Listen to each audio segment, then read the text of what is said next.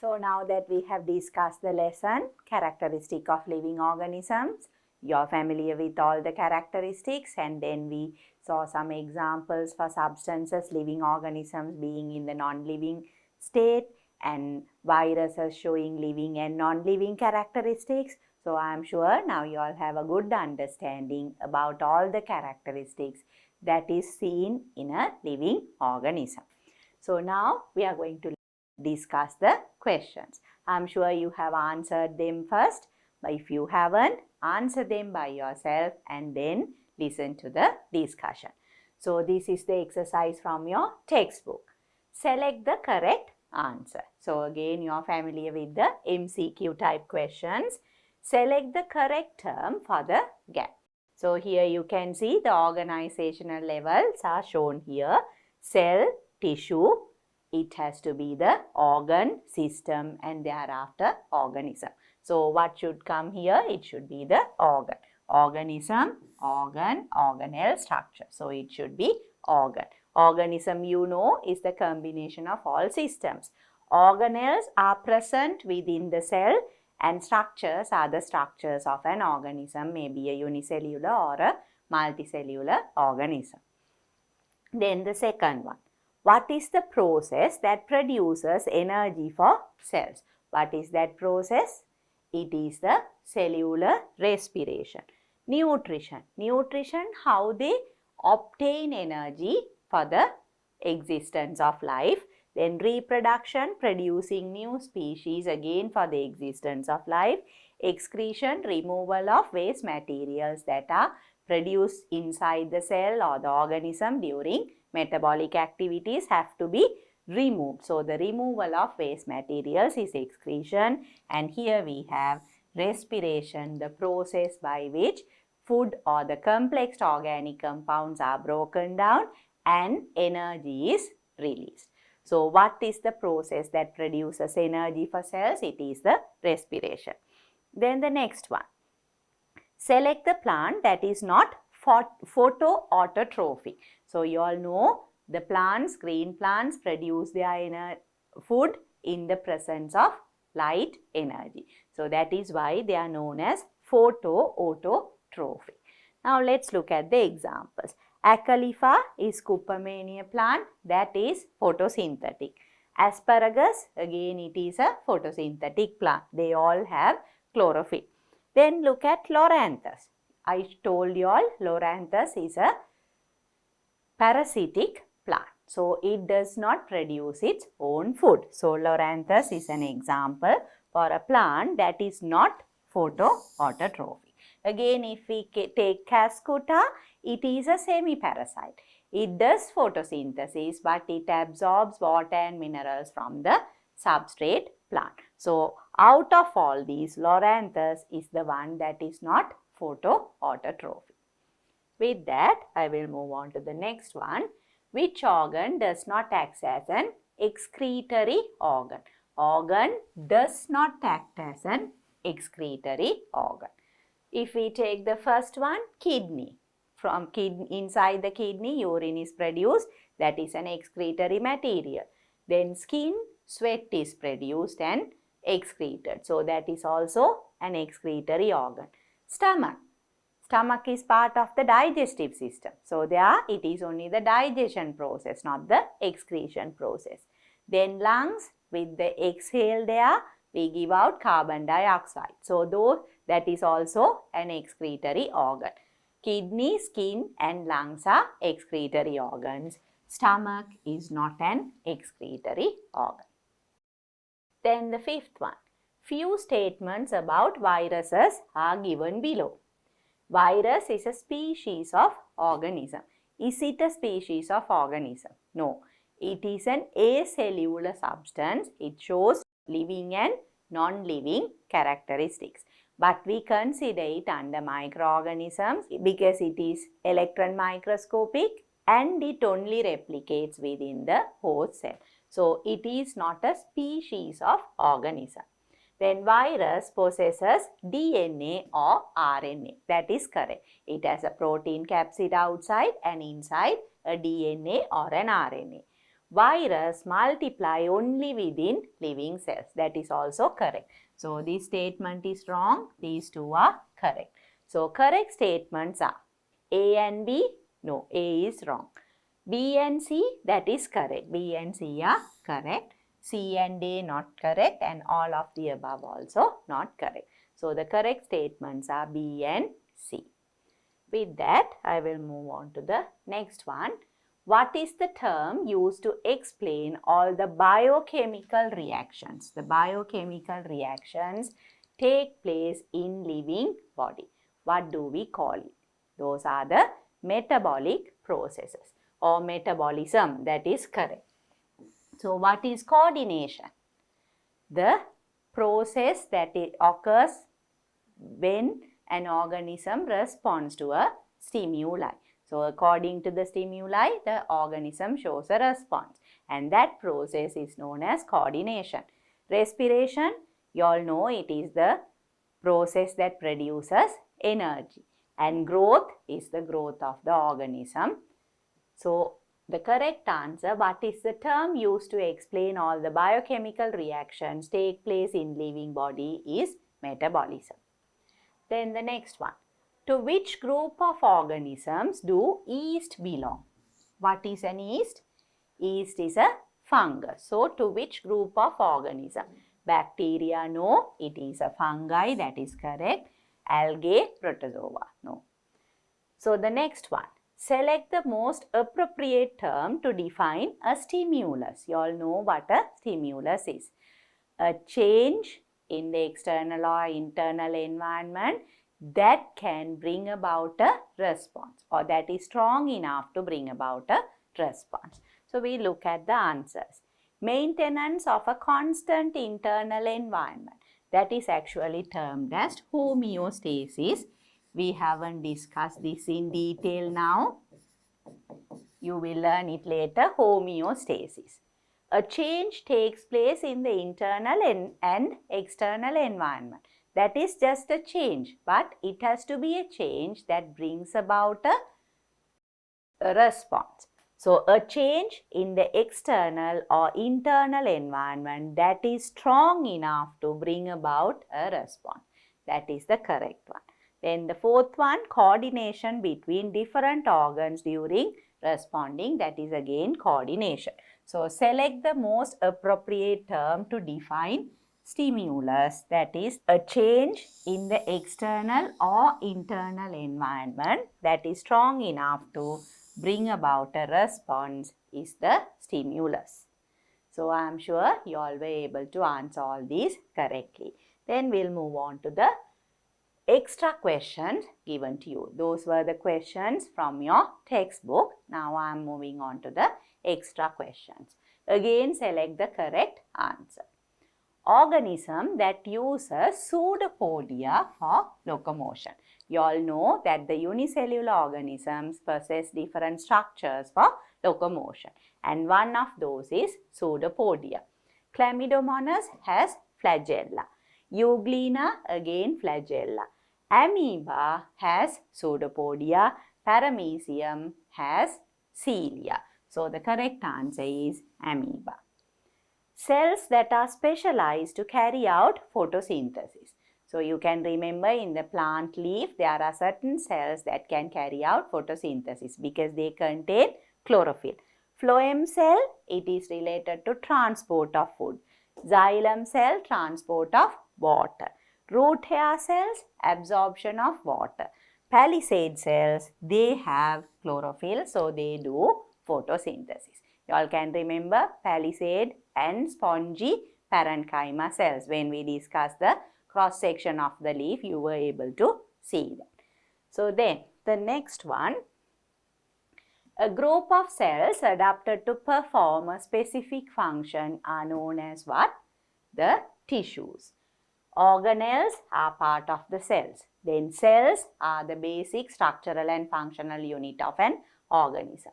Tissues is the group of cells adapted to perform a specific function, and organs is a collection of tissues again to carry out a certain function. So, cellular respiration takes place within ribosome, What happens inside the ribosome? Ribosome, it is the protein synthesis. Inside the mitochondria, yes, cellular respiration. Endoplasmic reticulum, it is either the synthesis of proteins or lipids. Then Golgi complex, it is the secretion of secretory materials, packaging and transport. So out of these, cellular respiration takes place within the mitochondria. So then we'll move on to the next one. The ability to respond to stimuli received from internal or an external environment is known as. That is the definition for irritability. Coordination is the process by which an organism responds to a stimuli. Stimulus is the change in the internal or external environment strong enough to bring about a response. So, irritability is the correct answer and response is what is shown by the organism to a stimuli. Extra questions. The sixth one, plant that possesses leaves sensitive to touch. So, this you know is the haptonastic movement shown by plants. What is the example? The touch me not plant or the mimosa plant. So, if we look at the examples, Nelly, tamarind, kathurumurunga, mimosa. So, the first three, Nelly, tamarind and kathurumurunga, they show the nictinastic movement. Nictinastic means they are sensitive to light. So, they close during the night time. But mimosa plant is sensitive to touch. So, that shows haptonastic movement. So, I am sure you were able to answer these questions as well. So, then I will move on to the next one. Main nitrogenous excretory material of man. So, you know there are different excretory materials, carbon dioxide, water, salt and urea. Out of those, urea is the main nitrogenous excretory material. So, salt is one but not nitrogenous. Urea, yes. What about feces? Now, feces is not an excretory material. The reason is when we consume food, inside our digestive system, food undergoes digestion. The undigested food is the feces that is released from the body. So, it is not produced during a metabolic activity within the cell. So, because of that, it is not an excretory product. So, salt, urea, feces, water.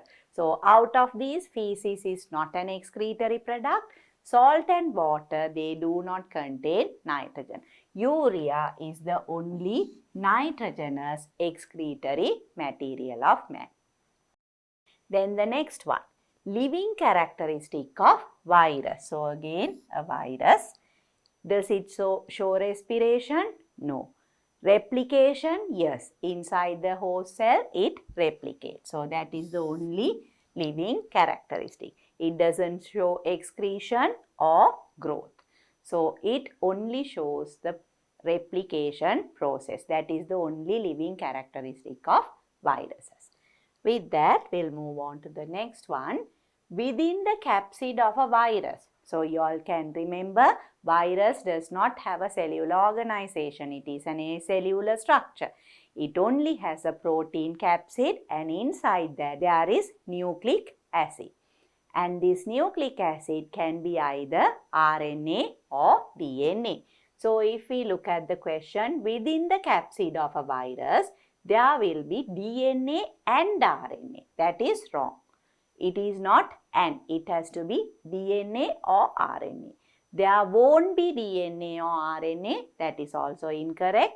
There will be DNA or RNA, that is correct. There will be DNA only, that is also not correct. There can be RNA also. So, the answer is there will be DNA or RNA. Then the 10th one. Growth of unicellular organism can be defined as, this is for unicellular organism, the increase in number of cells that is seen in multicellular organism. The increase in size and volume of the cell, that is correct. The increase in size and volume of the cell. Third one, the increase in complexity of the cell. What is that? That is the development of the organism, and the differentiation of the cell, that is to become different types of cells that form the tissues. So the correct answer, growth of unicellular organism can be defined as the increase in size and volume of the cell. Then the next one, living organisms differ from non-living components because they possess cellular organization. That is correct. Living organisms have a cellular organization, show growth and development. That is also a living characteristic. Carry out the process of nutrition, respiration and excretion. That is also correct. So, show all the features mentioned above. That is the correct one because all the three answers are correct. So, show all the features mentioned above. The next one. The first trophic level of a food chain must contain, you all know the food chain, the food web, always it has to be a producer. Herbivore, omnivore, carnivore, green plant. It has to be a green plant because green plants are the producers. They are photoautotrophic organisms. So, it has to be a green plant. Usually, you get the herbivore in the second level, and carnivores and omnivores can be present in the third, fourth trophic levels.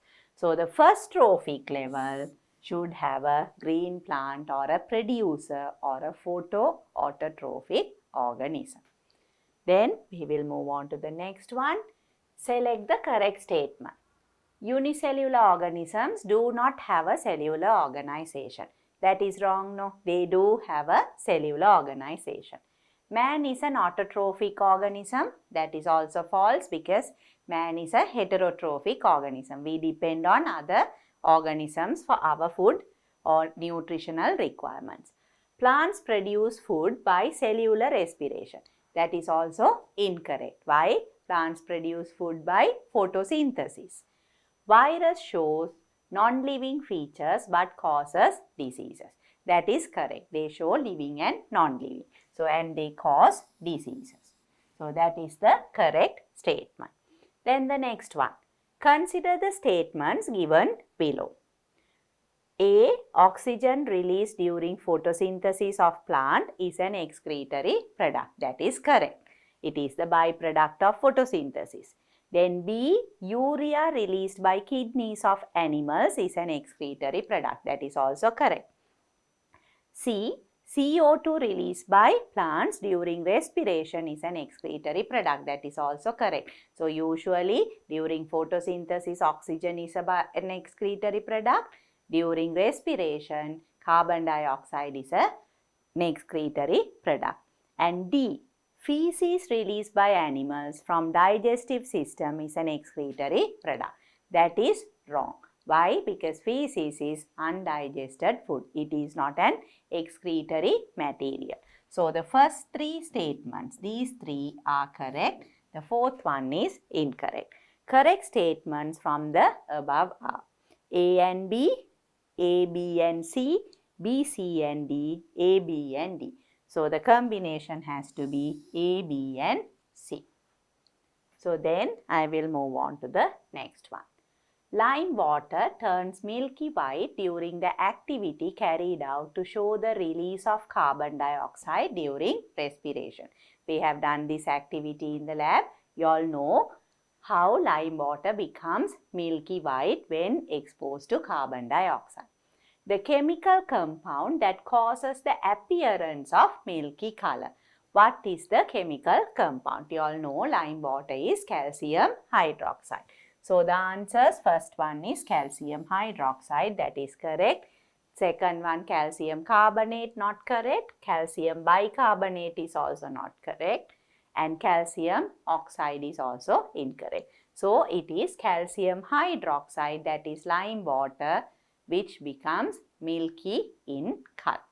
So, with that, we have finished the MCQ type questions from the textbook as well as the extra questions. I will move on to the next type of question. Extra question 2. Write the names of the unicellular organisms given below. So there are some unicellular organisms.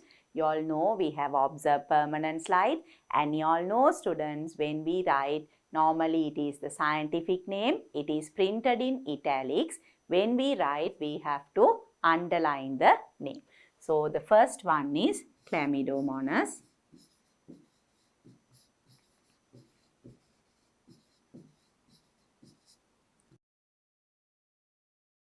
So you all know in your textbook, these names are in italics. What is this one? The second one, it is Euglena. Euglena. Then this, the third structure, that is amoeba.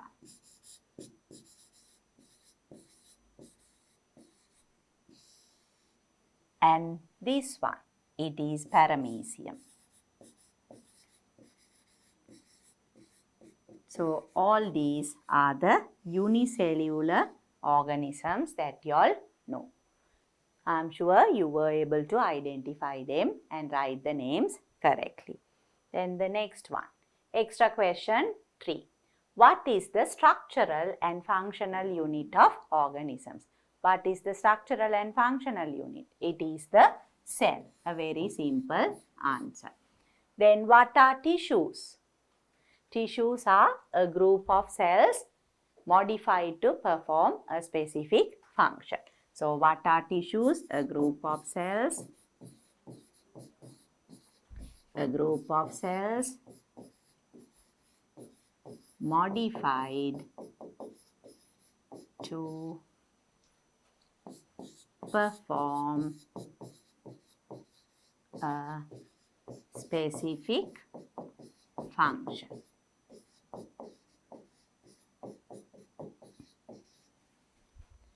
Then the third one, complete the diagram of the organizational levels of a multicellular organism given below.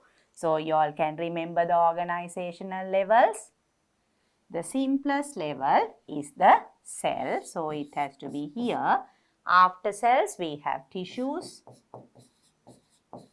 Tissues combine to form organs. Organs combine to form the system. And system together is the organism. So these are the organizational levels: cell, tissue, organ, system, organism. I am sure you were able to answer all these questions. The next one, extra question 4. Herbivores, carnivores, omnivores and saprophytes are heterotrophic organisms. Different types of heterotrophic organisms. These modes of nutrition are included in the food chain. So here you can see the food chain, students.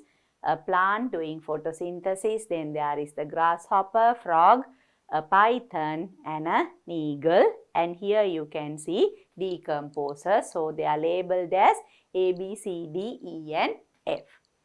Relate the levels B, D and F to the modes of nutrition mentioned above. So what is B? Grasshopper has to be a herbivore. So B, it is a herbivore. Then they have said D. What is D? D you can see here, it is a python. Python you know is a carnivore. Carnivore. And we have to write for F. What is F? F is a decomposer. Another name for decomposers, they are saprophytes. So that is also given to you, saprophytes. So this is how we identify the organisms based on their mode of nutrition. B is a herbivore, D is a carnivore and F is a saprophyte. Why are green plants of level A called photoautotrophic? So green plants are known as photoautotrophic. Why? Autotrophic because they produce their own food. Photoautotrophic because they utilize light energy. So that is what you have to write here.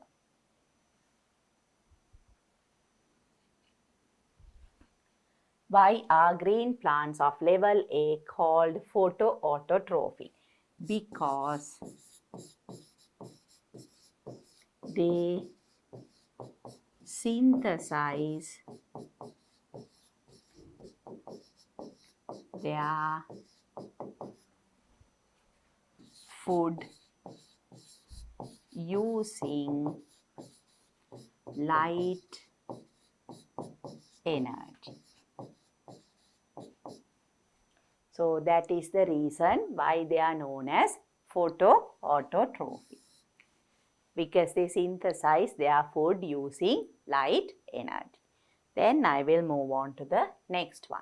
Write the word equation for the photoautotrophic process taking place in level A. What is it? It is photosynthesis. And here students, you have to see it is the word equation that they want you to write. So you have to be careful. They can either ask for the word equation or the chemical equation. You have to write what is required. So here word equation. Carbon dioxide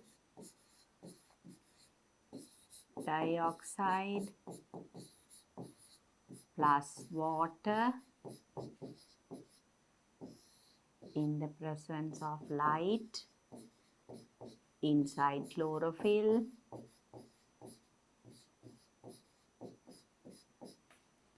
glucose and oxygen are produced. So carbon dioxide plus water in the presence of light, or you can say light energy. You need to have chlorophyll and the products are glucose and oxygen. Then write an example of autotrophs other than photoautotrophs. So you know there are two types. One is photoautotrophs, the other one is chemoautotrophs. Some type of bacteria, they use chemical energy from chemical reactions to produce their food. So write an example of autotrophs other than photoautotrophs. So you can say chemosynthetic bacteria. That is more specific. Chemosynthetic bacteria. You can say some bacteria, or if you write chemosynthetic bacteria, you are being more specific. Then the next question.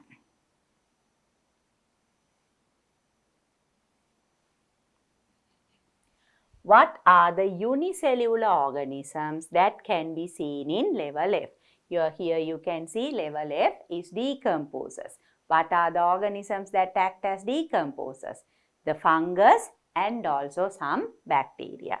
So here answer will be fungus and some bacteria.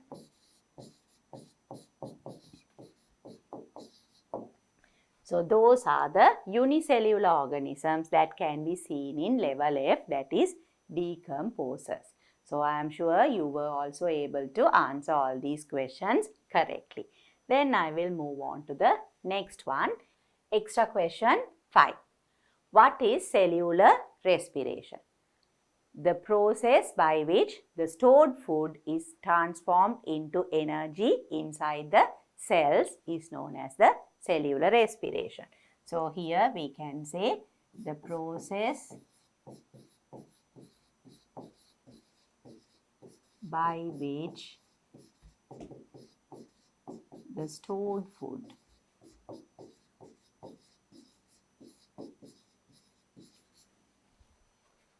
is transformed into energy inside the cell. That process is known as cellular respiration. Then why do organisms need energy? For growth and development, as well as to repair the worn out structures. So that is the reason. For growth and development, or you can just say for growth or growth and development.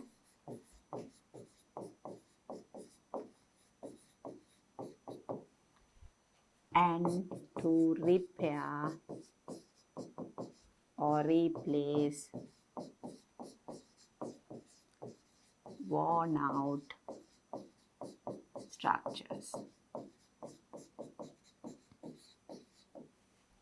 So those are the reasons why organisms need energy.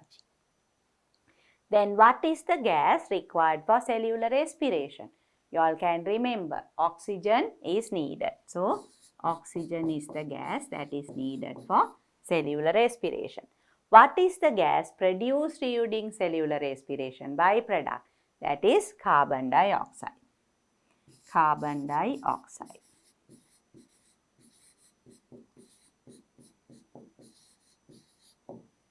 So those are questions related to respiration.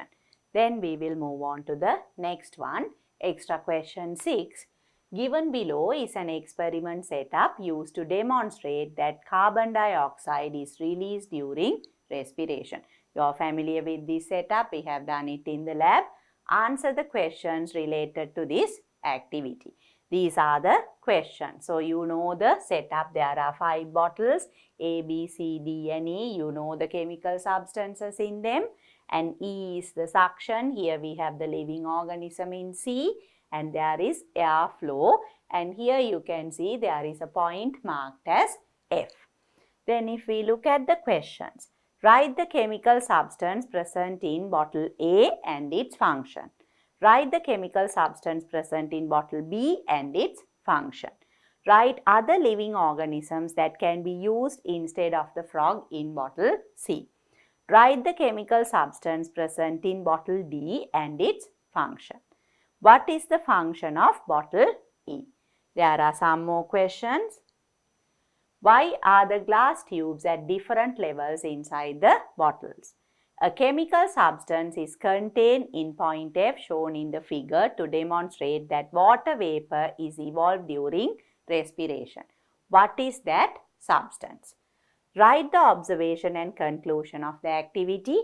Which bottle is needed to confirm your answer in part 8 above, that is this part, and how can you include a control experiment with the above activity? So there are 10 questions. You can answer them first and then you can listen to the discussion. I will move on to the first question. Write the chemical substance present in bottle A and its function. You know this is bottle A. Inside that there is KOH, potassium hydroxide. What is the function? It absorbs carbon dioxide present in air. So here it is KOH. You can either write the chemical formula or the chemical name. I will write both here. Potassium hydroxide.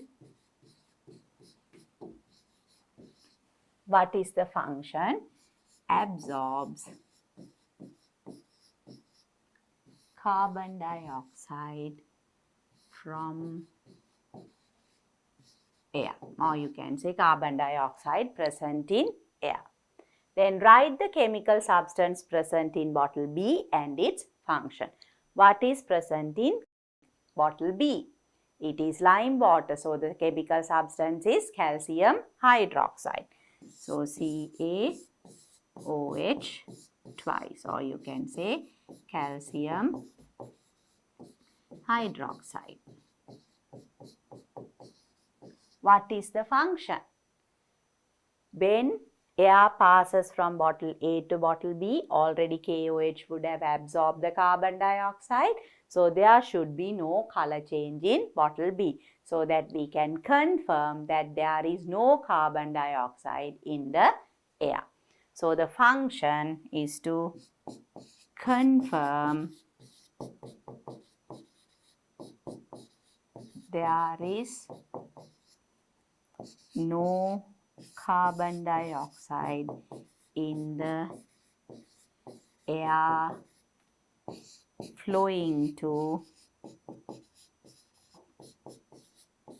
bottle C. The air will go into the next bottle, that is bottle C. So the function is to confirm that there is no carbon dioxide. Is that clear to you all? Okay then. The next one. Write other living organisms that can be used instead of the frog in bottle C. So, you're familiar with other living organisms. We can use a small rat. Or what else can we use? We can use different germinating seeds. So, we can use germinating green gram seeds, or we can use paddy or maize or beans. Here students, you have to be careful. If they ask you only for one seed, you have to say it is germinating seeds.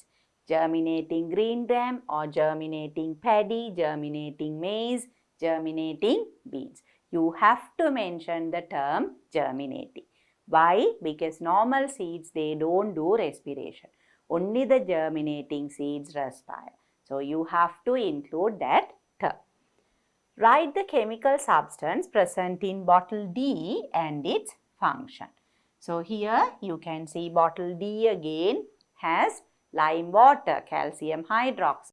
So, here I will write only the chemical formula, calcium hydroxide. And what is its function? This shows, or this is used to confirm that carbon dioxide is evolved by the frog. So, used to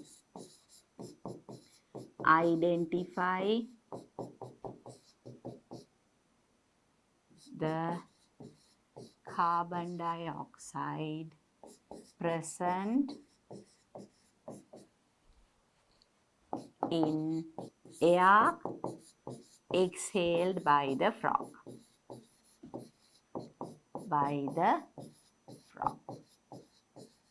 So, that is the function. It shows, if it turns milky in color, it shows that there is carbon dioxide. But here, when we have it in bottle D, it is the air that has been exhaled by the frog. That is the purpose of this activity. So, then the next question. What is the function of bottle E? That is the bottle E. What is the function there? It acts as a suction. When you open the tap, the water flows out. Due to the flow of water, there is vacuum created. So, due to that, air from the atmosphere flows continuously throughout all the bottles. So, it generates a suction so that air flows through the setup continuously. So, that is what you have to write here. What is the function of bottle E? It is used to generate a suction so that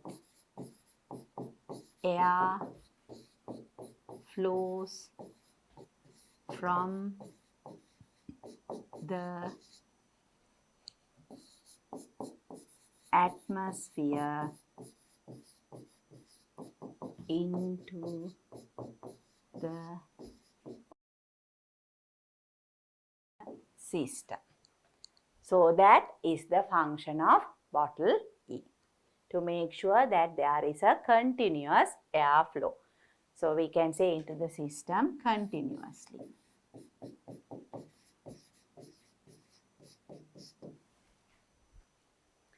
Then the next question. Why are the glass tubes at different levels inside the bottles?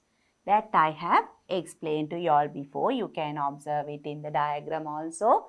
The air that is flowing in has to mix with the solution, and then the resulting air has to flow out of the bottle. The same way, the air flowing into bottle C has to reach the frog so that it respires, and the product, the exhaled air, has to go into the next bottle.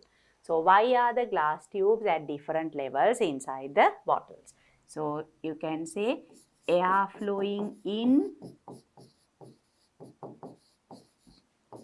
in has to mix well with the solution or reach the frog. The product or exhaled air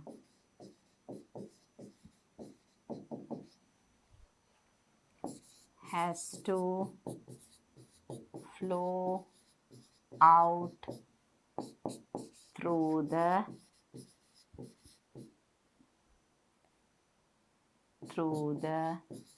short tube. So air flowing in has to mix well with the solution or reach the frog. So that is why there is a long tube. So we can say air flowing in through the long tube has to mix well with the solution or reach the frog, and the product or the exhaled air has to flow out through the short tube. That is why they are at two different levels. Then we will move on to the next part.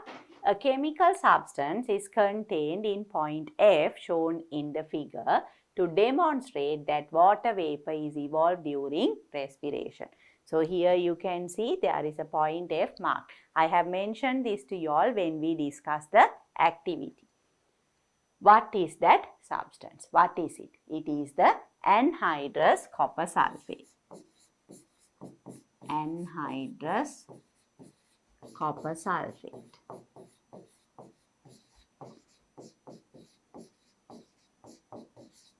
This will become blue in color. Anhydrous copper sulfate is white in color. When it gets hydrated in the presence of water vapor, it will turn blue in color. So write the observation and conclusion of the activity. What are the observations? Observations. There will be no color change in bottle B and there will be color change in bottle D. So in B, lime water remains colorless. In D, colorless lime water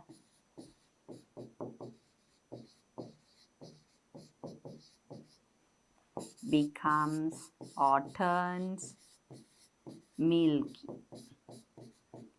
in color. What else? Since there is anhydrous copper sulfate, it will become blue in color.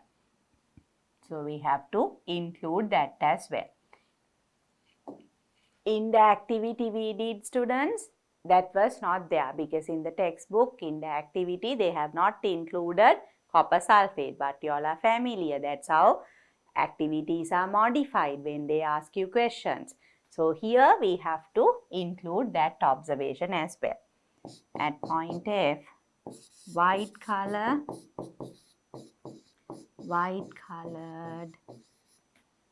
anhydrous copper sulfate turns blue. So those are the observations. From these observations, what can you conclude? That carbon dioxide and water are exhaled during respiration. So the conclusion is that carbon dioxide and water released during respiration.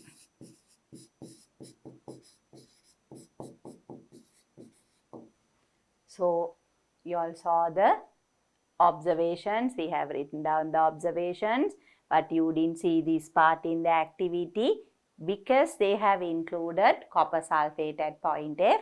We have to write that observation as well, and the conclusion we need to include that water vapor is also released during respiration. I am sure you were also able to understand the activity and answer the questions correctly. With that, I will move on to the next question. Which bottle is needed to confirm your answer in part 8 above? So the conclusion was that carbon dioxide and water are given out or exhaled during respiration. So in this, we have both bottles B and D. In both there is lime water. B confirms there is no carbon dioxide in the air that will be inhaled by frog. After that, when it exhales, there will be carbon dioxide. So that is why the lime water in bottle D turns milky in color. So what is the bottle that is needed to confirm the answer? If there was only this bottle, we know that there is carbon dioxide, but we are not sure whether it was present in inhaled air or whether it was only exhaled by the frog. But by having bottle D, we can confirm that the carbon dioxide was exhaled by the frog. So it has to be bottle B. Bottle B. That is the bottle that is needed to confirm the answer. Then how can you include a control experiment with the above activity? I have mentioned this to you all before when we discussed the activity. We can use a similar setup, an identical setup without the frog. So use a similar setup without a frog in bottle C. So by doing that, you can observe. So those are the answers to this question. I will move on to the next one. Extra question 7. So here again, this is an activity that is familiar to you all. What is present inside P? What can you observe from the activity above? Which setup does not show any change? What is the reason for the observation you get? And what are the two assumptions made in the activity? So you all know this activity is carried out to show that oxygen is inhaled during cellular respiration or used up during respiration. So now we will answer the questions. What is present inside P? What is the material? It is potassium KOH, or you can write it as potassium hydroxide. You don't have to write both. You can write one answer. I am writing both the answers. Potassium hydroxide. What can you observe from the activity above? What can you observe? Water level rises in apparatus A. So water level rises in the glass tube in apparatus A. So here you see the water level rising, but in apparatus B there is no change. So in apparatus B there is no change.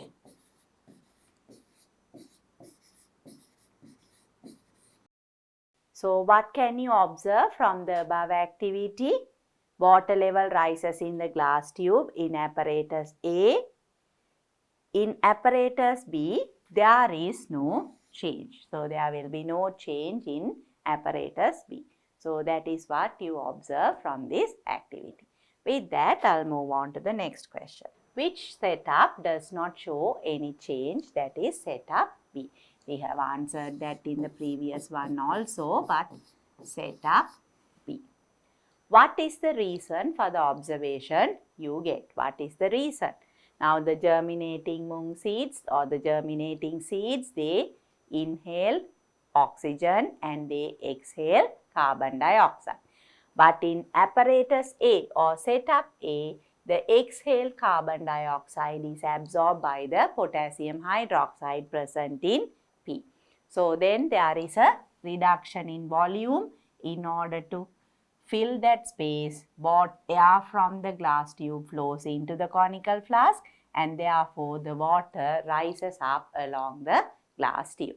So that is the reason. But here when they ask you what is the reason for the observation you get, you can say oxygen is inhaled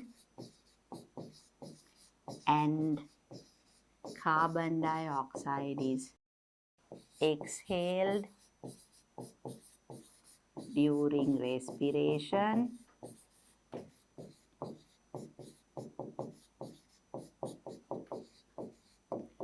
But in A, the carbon dioxide is absorbed by potassium hydroxide.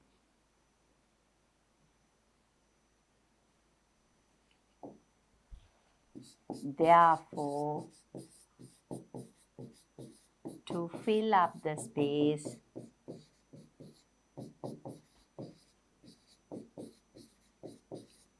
air flows in from the glass tube and water rises up. But in B, the volume of O2 inhaled is equal to the volume of CO2 exhaled. Therefore, there is no change. So that is the reason for your observation. So what is the reason for the observation you get? You have to explain everything. Oxygen is inhaled and CO2 is exhaled during respiration. But in A, that is the first setup, the carbon dioxide is absorbed by potassium hydroxide. So therefore, to fill up the space, air flows in from the glass tube and water rises up along the glass tube. In setup B, there is no potassium hydroxide. Therefore, the volume of oxygen inhaled is equal to the volume of carbon dioxide that is exhaled, and thus there is no change in the setup. And also you all know in this activity, one of the assumptions is that the volume of oxygen inhaled is equal to the volume of carbon dioxide exhaled. That is why there is no change. Is it clear to you all now, students? Okay, then I will move on to the next question. What are the two assumptions made in the activity? I told you all one, the volume of oxygen inhaled equals the volume of CO2 exhaled. That is the first one. What is the second assumption? The carbon dioxide that is present in air is negligible. The amount of of carbon dioxide present in air is negligible. So those are the two assumptions that we consider in this activity. Then I will move on to the next one, that is extra question 8. Briefly explain the following terms: stimulus, response, irritability and coordination. So here, what is a stimulus? A change that is strong enough to bring about a response. So stimulus is a change in the environment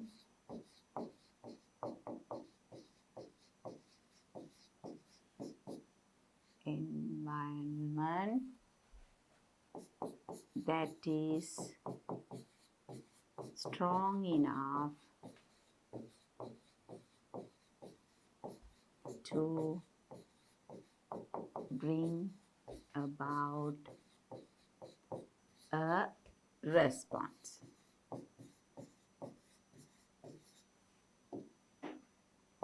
Then what is a response? The reaction to a stimulus. The reaction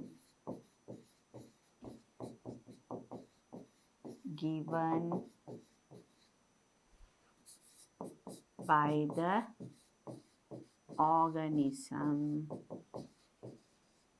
for a stimulus. So the response is the reaction given by or shown by the organism for a stimulus. Then we have the next one, that is irritability. What is irritability? The ability of an organism to respond to a stimuli. Irritability is the ability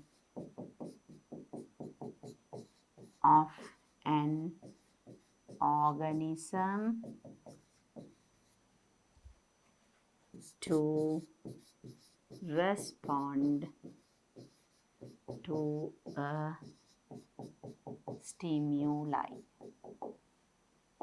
Then we have coordination. What is coordination? The process by which an organism responds to a stimuli. The process by which an organism responds to a stimuli. Then the next one, write the sensory organs of man. You all know the sensory organs of man. We have the skin, eye, ear, nose and tongue. So those are the 5 sensory organs of man. Leaves of mimosa fold when touched. Identify the stimulus and response. What is the stimulus there? The touch. And the response, folding of leaves. So here you have to say stimulus is touch and the response, folding of leaves.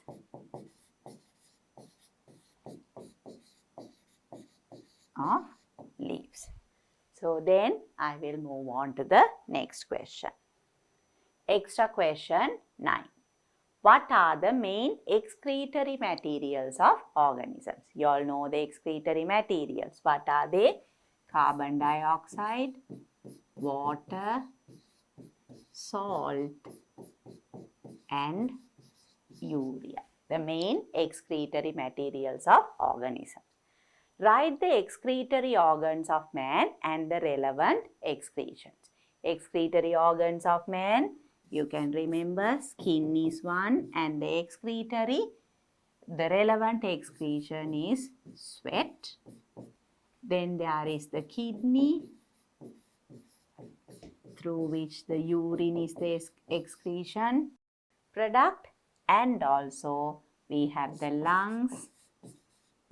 It is the exhaled air. Write the excretory organs of man and the relevant excretions. What is the organ that mainly carries out nitrogenous excretion in man? What is it? It is the kidney. Write two excretory materials of plants. What are the excretory materials of plant? Carbon dioxide and oxygen. Carbon dioxide during respiration, oxygen during photosynthesis. Then the next one. How are the materials you mentioned above excreted from plants? Through the stomata and lenticels. So here we have to say through the stomata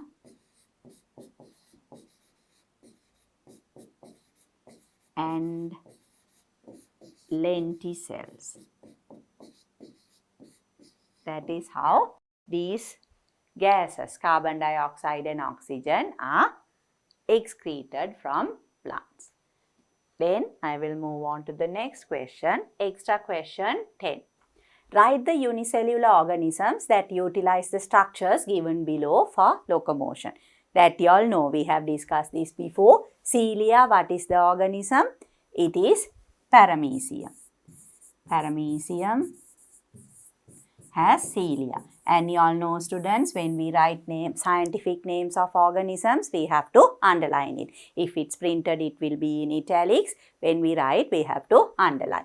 Then flagella is seen in Chlamydomonas.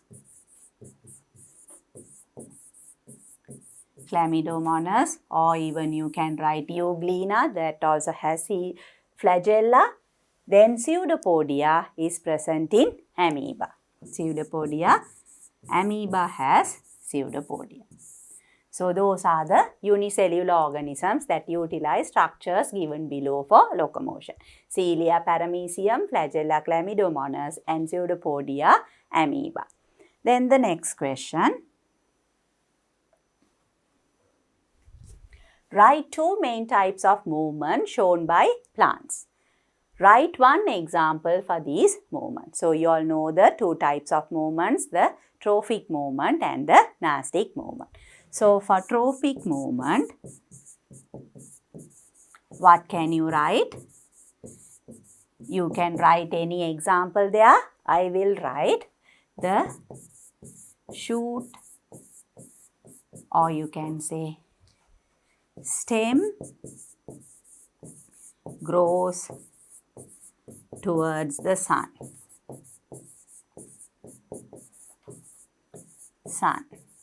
So this you know is positive phototrophism. You don't have to mention the specific example. They just want you to write one example. So for trophic movement, we can say the shoot or the stem grows towards the sun. Then what is the next one? That is the Gnostic movement. Gnostic movement. What is the difference? In trophic movement, there is a relationship between the direction of the stimulus and the response. But in Gnostic movement, there is no relationship. For an example, when you touch, the leaves of mimosa close. So that is haptognostic movement. You don't have to again specify, you have to just give an example. So closing of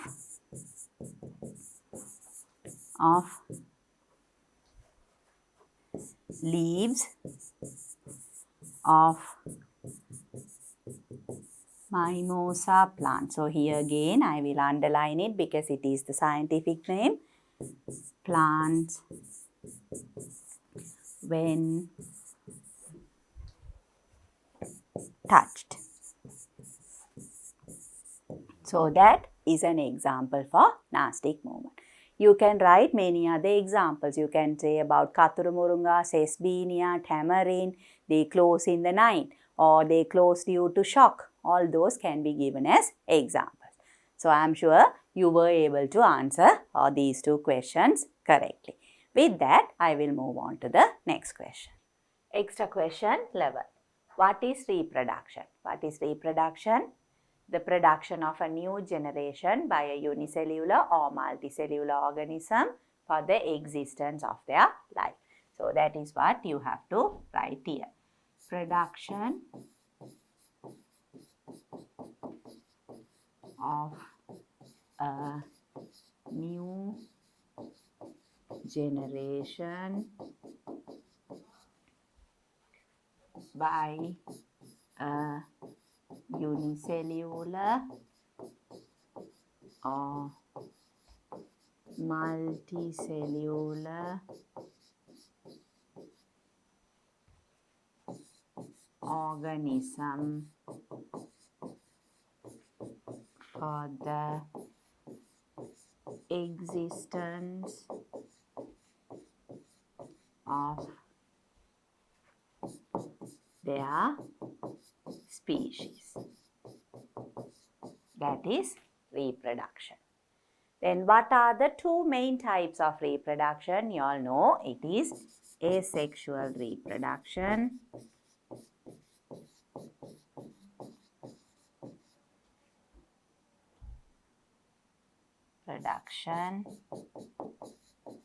and sexual reproduction.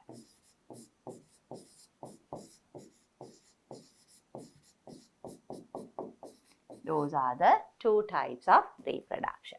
Then I will move on to the next one. Extra question 12. How is the growth of unicellular organisms observed? How is it observed? By the increase in size and volume of the cell.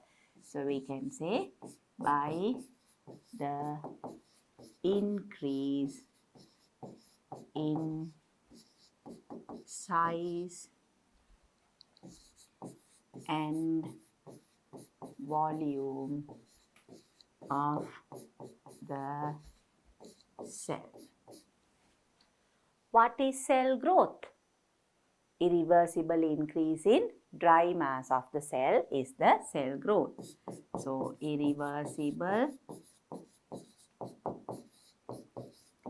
increase in dry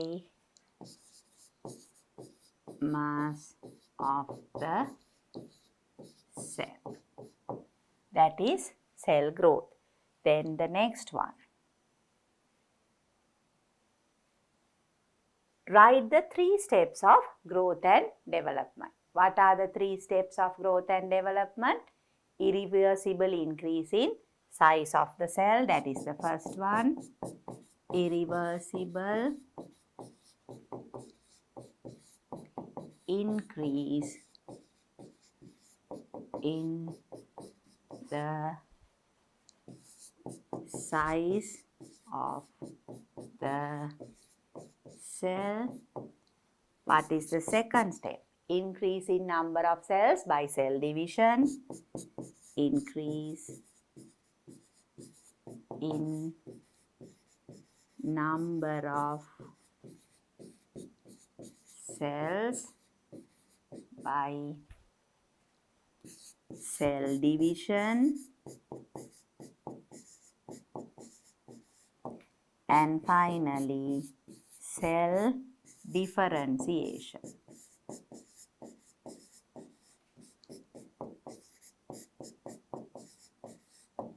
So those are the 3 steps. Irreversible increase in the size of the cell, increase in number of cells by cell division, and cell differentiation. So I am sure you were also able to answer all these questions correctly. With that, we'll move on to the next one. Extra question 30. Apparatus used to observe the growth of plant is given below. Here the apparatus is shown to you. Write the name of the apparatus. What is it called? It is the oxanometer. Oxanometer. What is the advantage of using the above apparatus? A small growth in the plant is shown by a large scale by the indicator. So here a small growth in the plant. Plant is indicated by a larger scale. So that is the advantage of this instrument, oxynometer. How do you attach a plant to the apparatus? How do you attach it? By tying a thread to the shoot apex of the plant. By a thread tied to the shoot apex of the plant. Then the next question.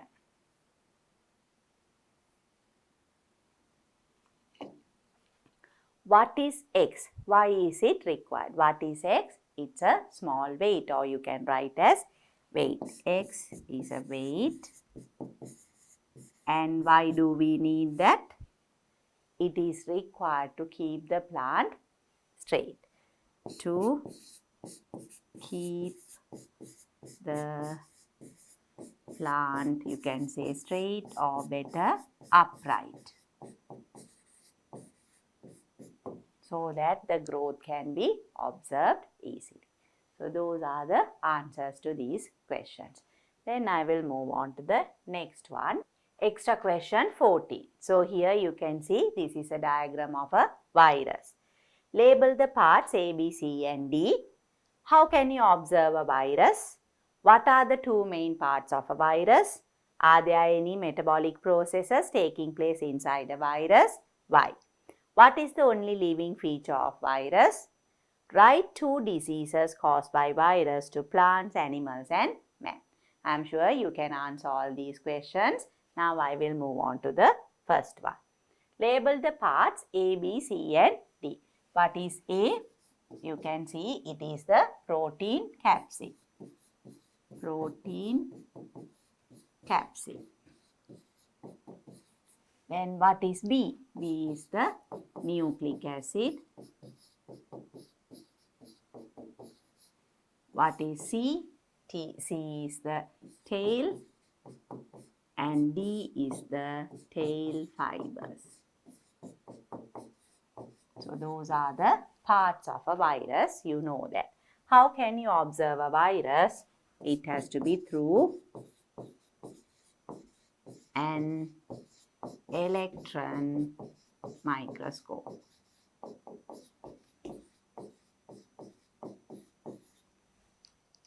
Viruses are electron microscopic. Then the next one. What are the 2 main parts of a virus? The 2 main parts of a virus, what are they? It is the protein capsid and the nucleic acid. So, protein capsid and nucleic acid. Are there any metabolic processes taking place inside a virus? Why? Are there any metabolic processes? No. What is the reason? Because there are no organelles inside a virus. Or you can say because virus doesn't or does not have organelles or cellular arrangement. Because of that, there are no metabolic processes. Then the next part, what is the only living feature of a virus? What is the only living feature of a virus? It is replication.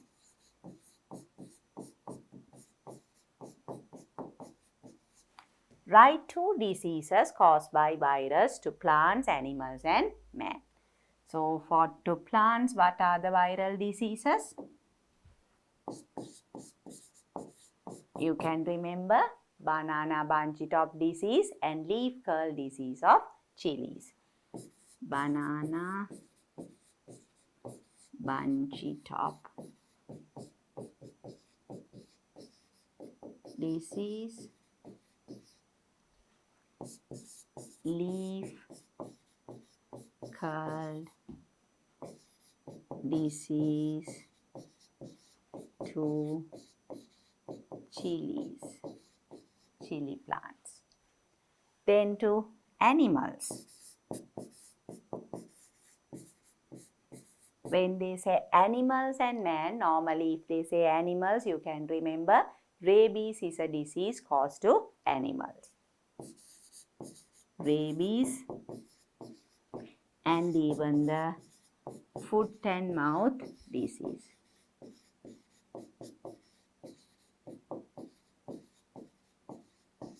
Then what are the diseases caused to man? You all know many diseases. We can write AIDS, influenza. You can also write common cold, then dengue, COVID, any of those diseases. So we have written down all the answers. And with that, students, I have completed the discussion, that is the extra questions on Unit 8 of your grade 10 science textbook, that is characteristics of living organisms. So I am sure with that you have a good understanding of the lesson and you were able to answer all the questions. But as I always tell you all, you should not stop with this. You have to keep on practicing so that you become competent to answer any type of question related to this lesson.